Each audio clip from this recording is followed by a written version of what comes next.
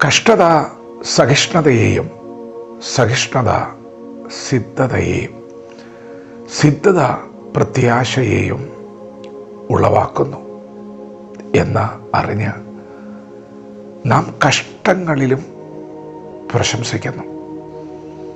പ്രത്യാശയ്ക്ക് ഭംഗം വരുന്നതുമില്ല.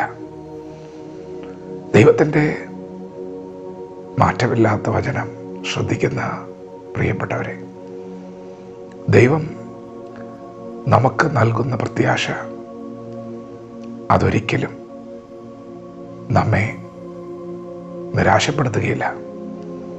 ആ പ്രത്യാശ ഒരിക്കലും പരാജയപ്പെടുകയില്ല. അത് ആത്മാവിൻ്റെ നങ്കൂരമാണ്. ദൈവം നമുക്ക് നൽകിയിരിക്കുന്ന പ്രത്യാശയെ, അതിൻ്റെ ശോഭയെ കെടുത്താൻ കഷ്ടങ്ങൾക്ക് കഴിയില്ല. അപ്പോസ്തലനായ പൗലോസ് പറഞ്ഞു, ക്രിസ്തുവിൻ്റെ സ്നേഹത്തിൽ നിന്ന് എന്നെ വേർപിരിക്കുന്നതാര്? പ്രത്യാശയ്ക്ക് ഭംഗം വരികയില്ല.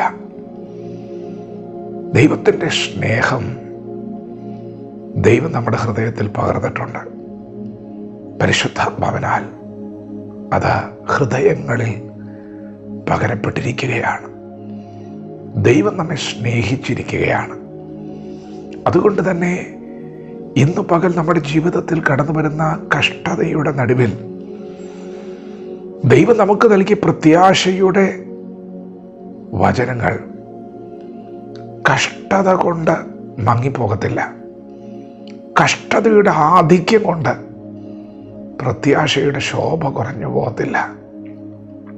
പൗലോസ് പറയുകയാണ്, ക്രിസ്തുവിൻ്റെ സ്നേഹത്തിൽ നിന്ന് എന്നെ വേർപിരിക്കാൻ കഷ്ടതയ്ക്ക് കഴിയില്ല, പട്ടിണിക്ക് കഴിയില്ല, നഗ്നതയ്ക്ക്, ആപത്തിന്, വാളിന് ഒന്നും കഴിയത്തില്ല.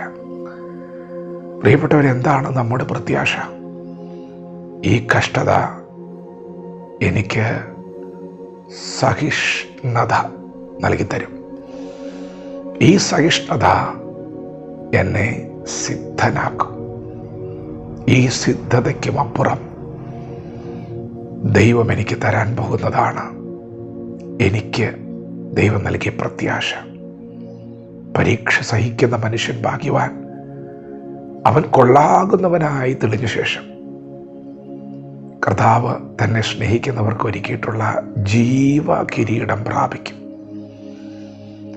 കഷ്ടങ്ങളിൽ നാം പ്രശംസിക്കാനുള്ള കാരണം നമ്മിൽ വെളിപ്പെടുവാനിരിക്കുന്ന തേജസ് വിചാരിക്കുമ്പോൾ ഈ കഷ്ടങ്ങളൊക്കെ സാരമില്ല എന്നെണ്ണുകയാണ്.